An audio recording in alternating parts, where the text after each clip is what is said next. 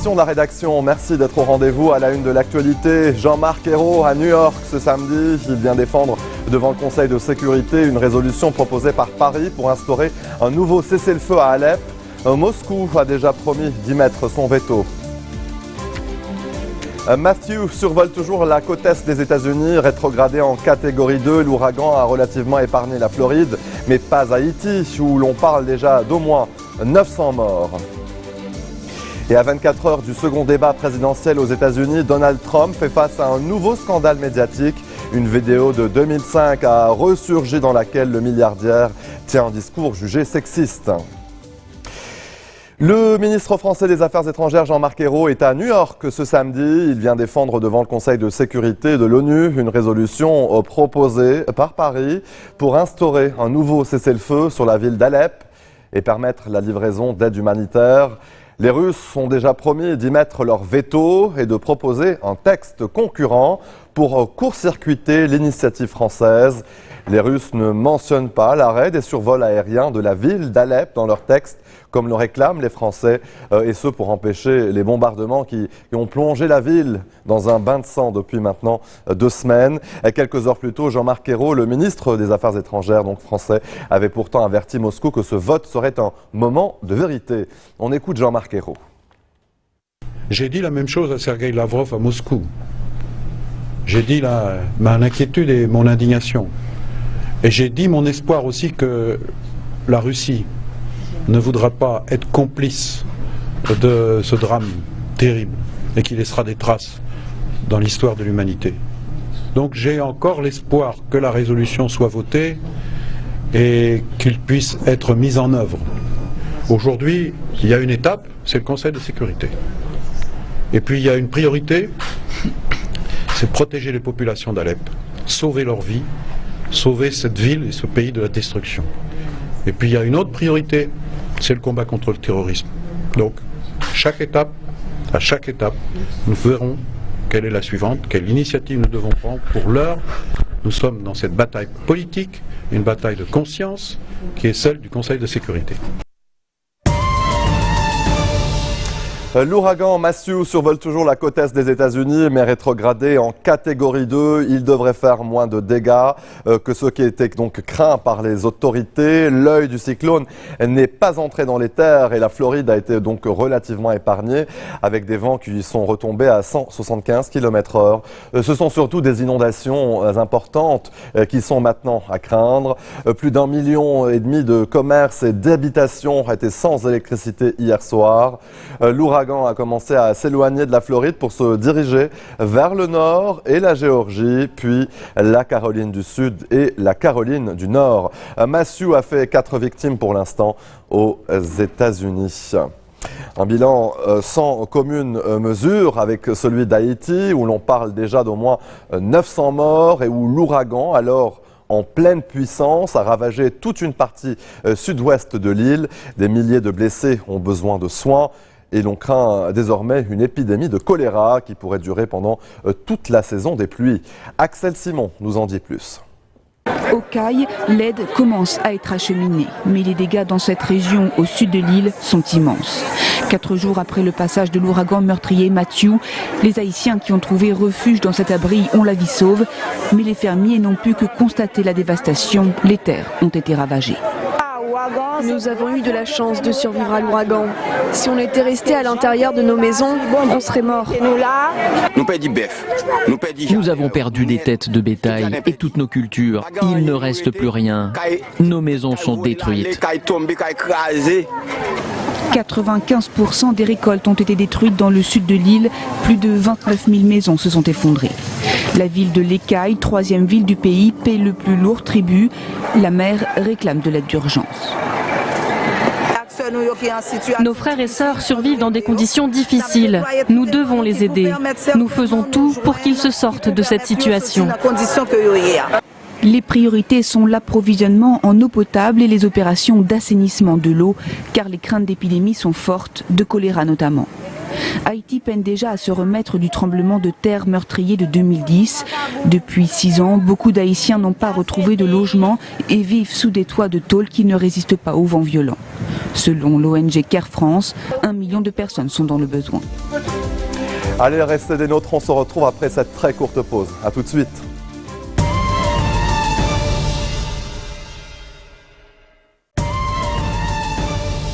Retour sur le plateau de l'info, les migrants tentent par tous les moyens de rejoindre l'Europe après la fermeture de la route des Balkans et l'accord UE-Turquie sur le retour des migrants. De nombreux candidats à l'exil tentent de traverser la Méditerranée par le Maghreb. En Libye, un trafic humain a prospéré, mais la guerre contre les djihadistes rend le pays très dangereux. Les passeurs se sont donc tournés vers une autre porte de sortie. L'Égypte, c'est là que se sont établis de nombreux Syriens avec leurs familles. Le reportage d'Éric de la Varenne, Claire Williotte et Nadia Blétry. Aujourd'hui, Mahmoud et Fares viennent rendre visite à Sharif. Ils vivent tous les trois avec leur famille dans de petits appartements en périphérie d'Alexandrie, la grande ville portuaire du nord de l'Égypte. C'est là que convergent les candidats au départ vers l'Europe. Mahmoud a fui Alep en Syrie fin 2013 avec sa femme et sa fille de 4 ans. Depuis son arrivée en Égypte, ils ont tenté plusieurs traversées clandestines vers l'Europe sans succès. Je vais très bientôt réessayer. Les conditions de vie sont trop dures ici. Il est temps de partir pour trouver une vie meilleure. Je ne peux pas trouver de travail et je dois permettre à ma fille d'aller à l'école pour recevoir une bonne éducation, ce qui n'est pas le cas en Égypte. Depuis la récente fermeture de la mer Égée et de la route des Balkans, à la suite de l'accord entre l'Union européenne et la Turquie, on assiste à nouveau à un afflux de réfugiés en Égypte, principalement des Syriens. Et à Alexandrie comme au Caire, rien de plus facile pour préparer un départ vers l'Europe.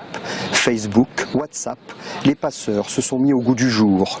Ils utilisent les réseaux sociaux. Et quand on demande à l'un d'entre eux si la traversée est risquée, voici ce qu'il répond. Ta vie est garantie, bien sûr. Le bateau sera grand et solide, pas surchargé, et crois-moi, ça ira. Le navire attendra à 2-3 km des côtes. En fait, tu ne le prendras pas immédiatement. Tu prendras d'abord un petit bateau qui va t'emmener vers le plus grand. Ensuite, il te faudra 4 jours pour atteindre l'Europe. Au Caire, dans les locaux du HCR, Tariq reçoit les réfugiés venus se faire enregistrer. C'est vrai qu'on a des témoignages de personnes qui envisagent de partir, d'essayer de partir en Europe ou vers un autre pays pour avoir accès peut-être à une meilleure éducation pour les enfants, peut-être pour avoir accès à un travail digne. Accueillir et intégrer, c'est le but que s'est donné une petite association qui offre des formations professionnelles aux migrants. Si les migrants n'ont officiellement pas le droit de travailler, les autorités ferment les yeux sur ces petits boulots qui leur permettent de tenir. Ce jour-là, l'une des responsables du programme vient rendre visite à Abdallah, jeune réfugié syrien, tout juste sorti de formation. Abdallah a été formé à la maintenance des téléphones portables lors de notre dernière session. L'intégration est l'un des points importants de notre projet. Et Abdallah en est le meilleur exemple. Il travaille dans un magasin égyptien et il est syrien. Si je n'avais pas reçu cette formation, je n'aurais sans doute pas réussi à trouver du travail. Ce type d'initiative nous aide beaucoup, car trouver du travail ici, c'est vraiment très compliqué. Le soir, dans son petit appartement de la banlieue du Caire, Abdallah retrouve ses frères. Malgré une intégration plutôt réussie en Égypte, ils rêvent tous les trois d'un tout autre avenir, comme celui de leur aîné qui a rejoint l'Europe clandestinement et qui vit désormais au Danemark. Depuis le début de l'année, plus d'1 millier de navires clandestins arrivés en Italie sont partis des côtes égyptiennes. La Libye en guerre et la route des Balkans fermée. Les réfugiés ont donc réactivé une autre route, celle de l'Égypte, pourtant l'une des plus dangereuses. À 24 heures du second débat présidentiel aux États-Unis, Donald Trump fait face à un nouveau scandale médiatique. Une vidéo de 2005 a ressurgi dans laquelle le milliardaire tient un discours jugé sexiste. Dans la vidéo publiée par le Washington Post qui fait ouvertement campagne contre Trump, on y entend le candidat tenir un discours vulgaire sur la façon de courtiser une femme mariée alors qu'il venait tout juste de se remarier. Le candidat a dû quand même présenter ses excuses et contre-attaquer. On l'écoute. J'ai dit et j'ai fait des choses que je regrette et ces déclarations qui datent d'il y a plus d'une décennie en font partie. Toute personne qui me connaît sait que ces mots ne reflètent pas qui je suis, mais c'est dit, j'ai eu tort et je regrette. Allez, en bref, dans le reste de l'actualité, il ne s'était pas réveillé depuis 36 ans. Le volcan du mont Aso, dans le sud du Japon, est entré en éruption très tôt ce samedi matin. L'agence météo du Japon a invité la population à se méfier des chutes de pierres qui ont fait quelques dégâts. Aucune victime n'est à déplorer et aucun ordre d'évacuation n'a été donné. Nico Rosberg, au volant de sa Mercedes, a signé ce samedi la 30e pole position de sa carrière, la 8e de la saison à Suzuka, lors des essais qualificatifs du Grand Prix du Japon. Le leader du championnat du monde de F1 a battu de 13 millième son coéquipier Lewis Hamilton. Il compte 23 points d'avance sur le Britannique au classement général à 5 courses de la fin de la saison. Des manifestations de soutien au mariage pour tous dans plusieurs grandes villes d'Australie, à Sydney notamment, avec cette longue marche de protestation contre le référendum sur le mariage gay du 11 février 2017, validé par le gouvernement. Le parti travailliste, comme les Verts, estime que demander aux citoyens de se prononcer directement, c'est laisser la porte ouverte à l'homophobie. Une large majorité d'Australiens, 70%, selon les récents sondages, seraient en faveur du mariage gay. L'animateur et réalisateur français Pierre Tchernia est mort ce samedi à l'âge de 88 ans, passionné de cinéma dès son plus jeune âge. Il a participé à la création du premier journal télévisé en France. Dès le début des années 60, il produit une émission qui met en avant les productions Disney. Retour sur une vie qui a marqué l'histoire de la télévision française. Rien de ce qui se passait dans un studio ou dans une régie de télévision ne pouvait lui être étranger. Même si les techniques en avaient beaucoup évolué, et pour cause, Pierre Tchernia y avait passé une bonne partie de sa vie. Ça a changé en 50 ans. Il n'y a qu'une chose qui n'a pas changé, la Tour Eiffel. L'un des derniers représentants d'une télévision familiale où la culture et le divertissement ne paraissaient pas incompatibles était le fils d'un émigré russe, ingénieur de chauffage central à Levallois-Perret. Enfant attiré très tôt par le monde du spectacle, il fait des études de photo et de cinéma, il joue brièvement au théâtre et entre au club d'essai de la radio. En ce temps-là, bien sûr, il n'y avait pas de télécommande, il n'y avait pas de magnétoscope, il y avait juste une petite image en noir et blanc sur des postes qui ne s'allumaient pas tout de suite. C'était en 1949. Pierre Tchernia rejoint la première équipe du journal télévisé dirigée par Pierre Sabag. Une équipe de gens de 20 ans, sans prédécesseurs, qui inventent leur métier au fur et à mesure. On bricolait, on s'arrangeait, on se débrouillait.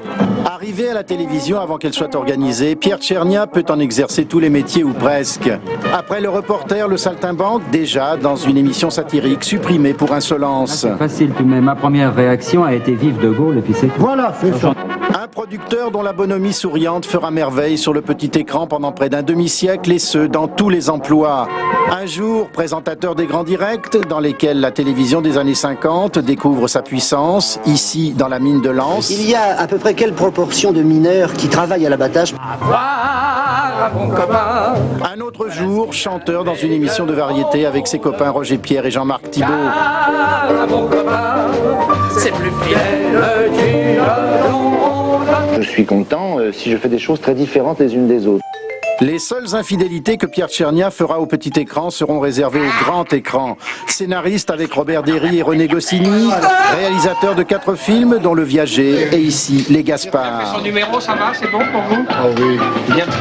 Reste que de l'ami public numéro 1 à Monsieur Cinéma, dont il animera le jeu sous des formules diverses pendant plus de 20 ans, son nom n'en demeurera pas moins associé au 7e art à la télévision. Eh bien, bonsoir Dorothée, bonsoir madame, mademoiselle, monsieur. L'homme tranquille de la télé qui en devint au fil des ans la mémoire vivante et la figure mythique pour avoir sans prétention voulu donner à voir et à aimer. Je me souviens d'avoir trouvé un jour un vers de Verlaine que j'avais inscrit à la première page de mon cahier de correspondance qui était « L'art, mes enfants, c'est d'être absolument soi-même ». Eh bien, j'ai l'impression que j'ai été moi-même. Pierre Tchernia, tel qu'en lui-même, la télévision l'a fait connaître et apprécier de tous les publics, physique de colosse et humour tendre, un professionnel à l'âme d'amateur qui sut simplement partager ses émerveillements avec le plus grand nombre. Coup de projecteur donc enfin sur la plateforme Natakalam. Nous parlons en arabe. Le site internet qui a vu le jour au mois de juillet dernier a été fondé par 3 étudiants de l'école des affaires publiques et internationales de l'université de Columbia à New York. Le caractère inédit de cette plateforme, offrir un service aux internautes tout en apportant de l'aide aux réfugiés syriens qui ont souvent abandonné à cause de la guerre un métier qualifié et pour qui la reconversion professionnelle s'avère souvent compliquée, voire impossible. Le reportage d'Emmanuel Saint-Martin.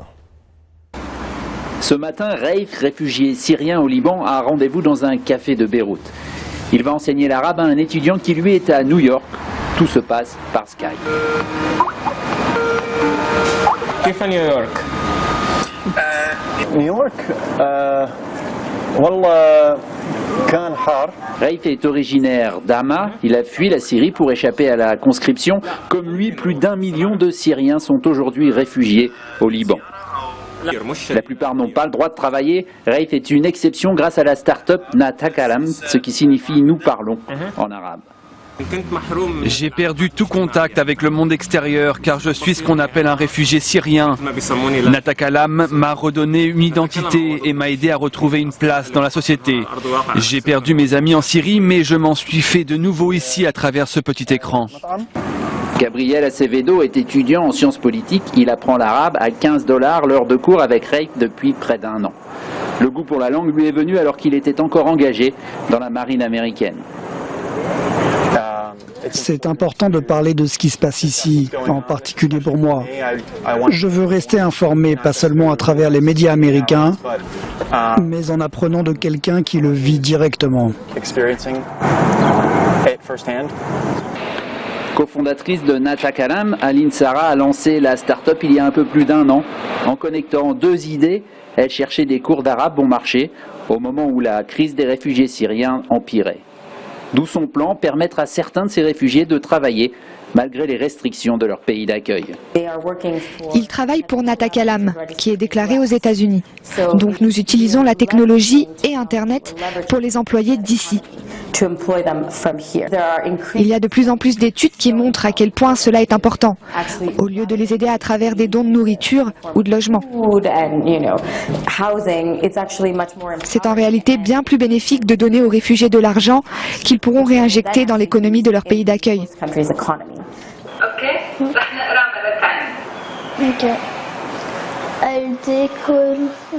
Plus de 800 élèves, comme Elsa, ont utilisé les services de Natakalam et quelques 200 professeurs syriens travaillent pour la start-up. Ses fondateurs essaient maintenant de nouer des partenariats avec des universités partout dans le monde. L'offre d'enseignants disponible est malheureusement infinie.